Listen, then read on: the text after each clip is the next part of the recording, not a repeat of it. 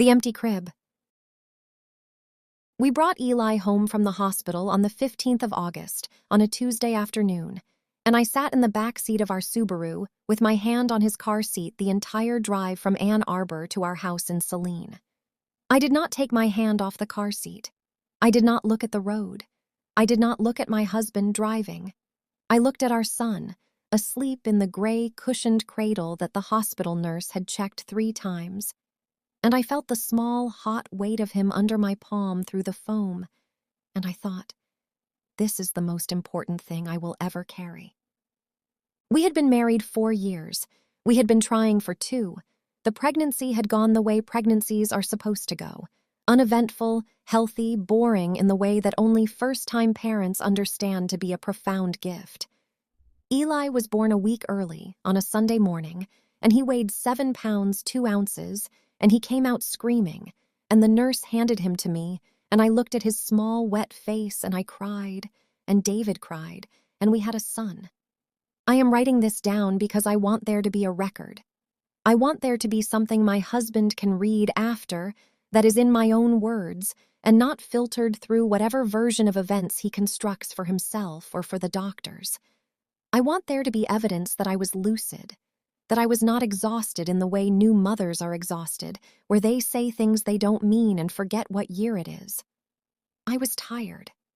I was very tired, but I was seeing and I was thinking, and what I am going to tell you is what happened. The first 3 weeks were ordinary. Eli cried at night, the way babies cry at night. He nursed every 2 hours.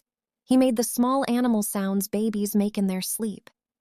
David took the swing shift, 11 to 3, and I took the dawn shift, and we passed each other in the hallway like 2 people working in a small factory, both of us exhausted, both of us in love, both of us astonished that the hospital had simply given us a human being and trusted us to figure it out. We did not sleep well, neither of us, but we did not sleep well in the way that new parents do not sleep well, which is to say, we were participating in the not sleeping. It felt like a thing we were doing together. In the 4th week, the crying changed. I want to be precise about this. Babies cry. Eli cried. The cry of a healthy infant is not pleasant, but it has a shape to it. There is hunger crying, which is rhythmic and demanding, and tired crying, which is a kind of hopeless wail, and uncomfortable crying, which has hitches and pauses, and pain crying, which a parent learns very quickly to recognize because the body responds to it before the brain does. After 3 weeks, I knew Eli's cries the way I knew my husband's voice on the phone. I could tell from the first sound what he needed. In the 4th week, Eli started crying in a way that did not fit any of those shapes. It was patterned. That is the word I keep coming back to. The cry would start, and it would build, and it would peak, and then it would stop, completely, for exactly 3 seconds. And then it would start again, at the same volume, and build to the same peak, and stop for 3 seconds. It was like a metronome had been set inside my child's chest. I lay in bed at 3 in the morning and I listened to it.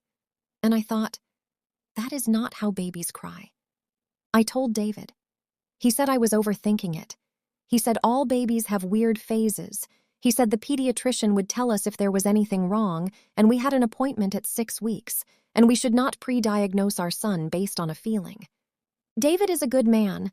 I want to be clear about that because of what comes later. He loved our son. He loves our son. He was right that I was overthinking it, in the way that new mothers overthink things, in the way that hormones and exhaustion and the sheer terrifying weight of responsibility makes a new mother see meaning in everything. He was reasonable. He was kind. He was wrong.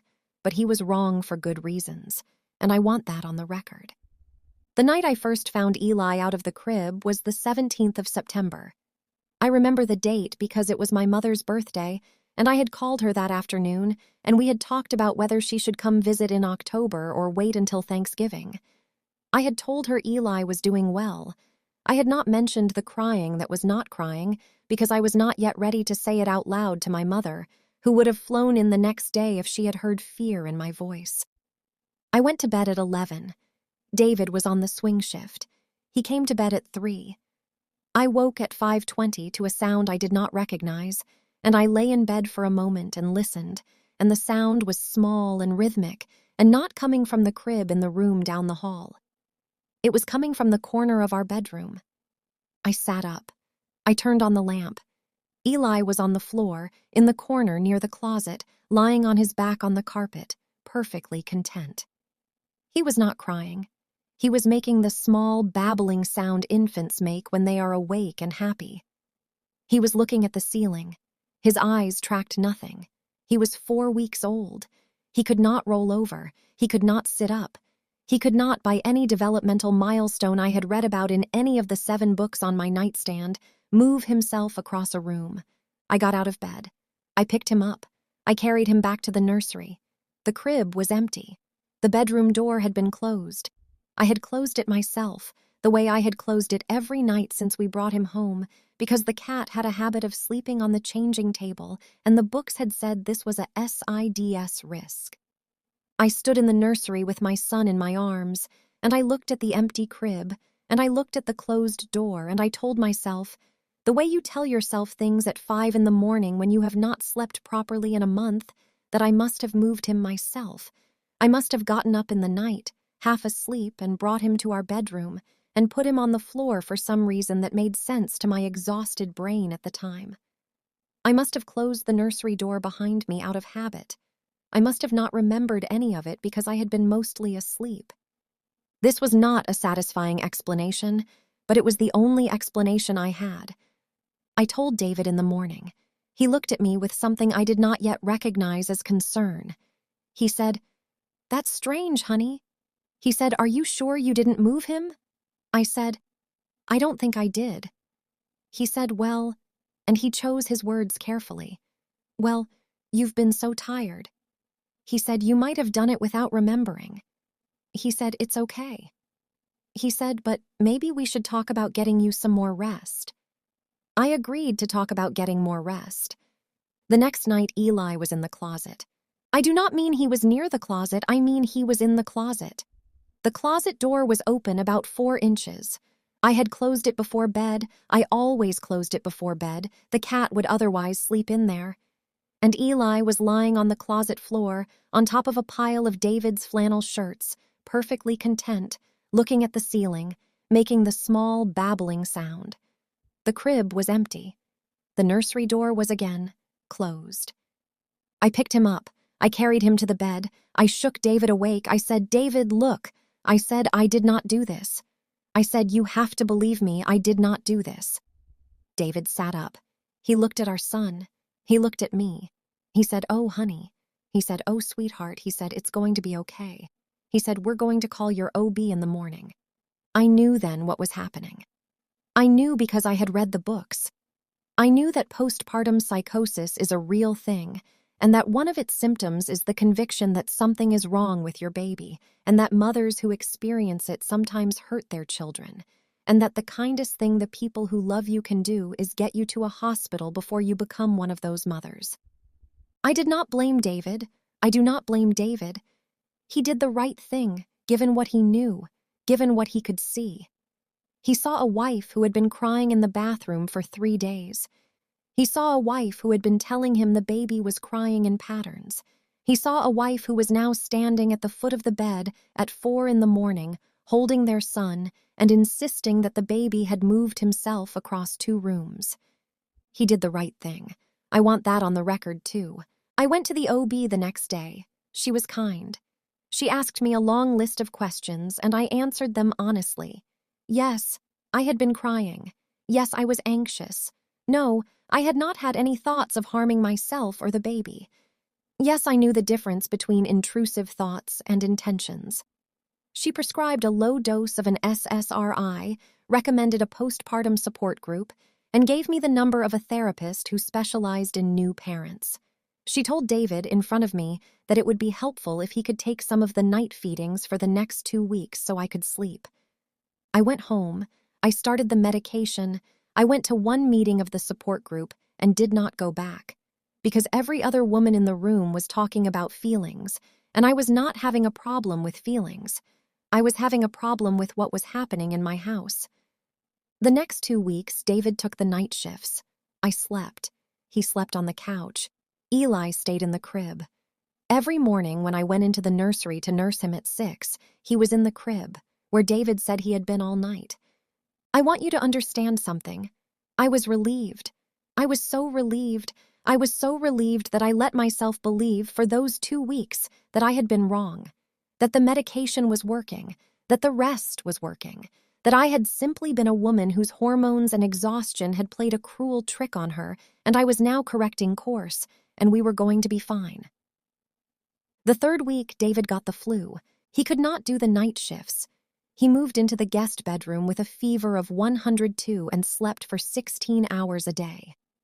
I took the nights again. I was rested by then. I was on the medication. I was in a much better place. I told myself I would be fine. The first night David was sick, Eli was in the crib at midnight and in the crib at 3 and in the crib at 6. I nursed him. I changed him. I put him back. I felt like a competent person again. The second night David was sick, I went to check on Eli at 1 in the morning, and the crib was empty, and the nursery door was closed, and I could hear him babbling, very faintly, from the laundry room downstairs. I went downstairs, and he was on top of the dryer. He was lying on his back. He was looking at the ceiling. He was making the sound. I picked him up. I carried him upstairs. I put him in the crib. I closed the nursery door. I went back to my bedroom. I sat on the edge of the bed. I did not cry. I did not call David. I did not wake him up. I simply sat on the bed in the dark and I thought. I thought about the medication and the OB and the support group. I thought about David sleeping in the guest room with a fever. I thought about my mother in Cleveland, who would fly in tomorrow if I asked her to, and who would believe me, and who would also call my OB and ask her, kindly, lovingly, with the absolute conviction of a mother who loves her daughter, to admit me to a psychiatric facility for evaluation. I thought about the books on my nightstand. I thought about postpartum psychosis. I thought about the statistics. I thought about the kind, terrible reality that mothers who experience what I was experiencing sometimes do terrible things, and that the system was designed very deliberately to take their children away from them before that happened, because saving the child was more important than honoring the mother's perception of reality. I thought about my son. I thought about my son a great deal that night, and I made a decision, sitting on the edge of the bed in the dark, that I am going to tell you about now, and I want you to hold off your judgment of me until I am finished, because what I did was not what a good mother would have done, and I know that, and I have known that for 2 years, and I am telling you anyway. I decided to test it. I went back to the nursery. I picked up Eli, who was, I want to be clear, in the crib where I had put him, and I carried him to the kitchen, and I sat at the kitchen table with him in my arms, and I looked at his small, sleeping face for a long time. I touched his cheek. I felt the warmth of him. I smelled the top of his head, the way mothers do, and I smelled the smell of my son, which I would have known in a coal mine, in a house fire, in the dark. I said very quietly, "If you are not him, I want you to know that I know." He kept sleeping. I said, "If you are him, I am sorry. I am so sorry, baby. I love you. I love you more than anything in the world." He kept sleeping. I carried him back upstairs. I put him in the crib. I closed the nursery door behind me. I went to my bedroom. I lay down on the bed. I left the bedroom door open. I did not sleep. At 3:12 in the morning, I know the time because I checked the clock, I heard the small babbling sound very faintly from the kitchen. I got up. I went downstairs. I did not turn on any lights. There was enough moonlight through the kitchen windows for me to see. There was a baby on the kitchen floor. He was lying on his back. He was making the sound. He was, in every visible way, my son. There was also a baby in the high chair. He was sitting up, though he could not at his age sit up, and he was holding the rail of the high chair with both small hands, and he was looking at me. And he was, in every visible way, my son. The two of them were identical. I stood in the kitchen doorway for a long time. The baby on the floor babbled. The baby in the high chair watched me. Neither of them cried. Neither of them moved toward me. Neither of them moved at all, except for the small babbling and the small watching. I want to tell you that I knew immediately which one was Eli. I want to tell you that a mother always knows. The books say a mother always knows. The internet says a mother always knows. I did not know. I looked at them both for a long time. They had the same face. They had the same hair. They had the same small folded ears. They had the same birthmark on the left wrist that the nurse had pointed out when she handed him to me in the hospital. They were the same baby. They were not the same baby. They were both my son. Only one of them was my son. I got down on my knees on the kitchen floor. I looked at the baby on the floor. I looked at the baby in the high chair. I held out my hands. I said, "Come to me." Neither of them moved. The baby on the floor kept babbling. The baby in the high chair kept watching. I said, "Please." I said, "One of you is mine. Please." The baby in the high chair tilted its head. Just slightly, the way an animal tilts its head when it is studying something. The baby on the floor did not move. The baby in the high chair smiled. It was Eli's smile. It was the small, lopsided smile that he had started giving me about a week earlier. The one that was the first real smile I had been certain of. The one I had photographed and texted to my mother and printed out and put in a frame on my dresser. It was exactly that smile. The baby on the floor was still babbling. The baby on the floor had not smiled at me once. I picked up the baby on the floor. I carried him upstairs. I put him in the crib. I closed the door. I went back to the kitchen. The high chair was empty. The baby that had smiled at me was gone. I went to bed. I did not sleep. In the morning, David was still feverish, but lucid enough to ask how the night had been. I told him it had been fine. I told him Eli had slept through, which was a lie. I told him I felt better, which was also a lie. He smiled at me weakly from the guest room and told me he loved me. That was 22 months ago.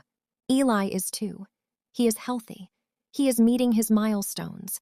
He is a happy, cheerful child. He laughs at my husband's jokes. He calls me Mama. He has the small, lopsided smile sometimes when he is pleased about something. I love him. I love him desperately. I would die for him. I am also every day, every single day, watching him for signs that he is not the one I picked up off the kitchen floor. I do not know which one I chose. I have thought about that night for 22 months. I have replayed it in my mind. The baby on the floor was babbling the way Eli always babbled. The baby in the high chair was smiling the way Eli sometimes smiled. I chose the babbling one because it was doing the thing he most often did, but babies smile too. Eli smiled. The baby in the high chair was sitting up, but maybe Eli could sit up sooner than I had thought. Maybe he had been about to. Maybe the one I left in the kitchen was the one I should have brought upstairs. I do not know. I will never know. There is no test. There is no way to be sure. There is only my son, who is 2 years old, who is wonderful, who is mine in every way that I can verify, and possibly not mine in the only way that matters. I love him anyway. I want that on the record. I love him anyway. And I have loved him every day for 22 months, and I will love him every day for the rest of my life, whoever he is.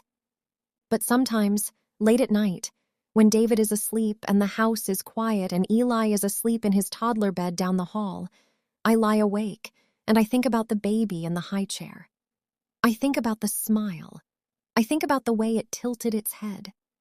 And I find that I am hoping, quietly, terribly, without ever saying it out loud, that wherever the one I left is, he is being taken care of. I am his mother too, whichever one he was. This has been a story from the other side of now. If you enjoyed this story, like, comment, and subscribe.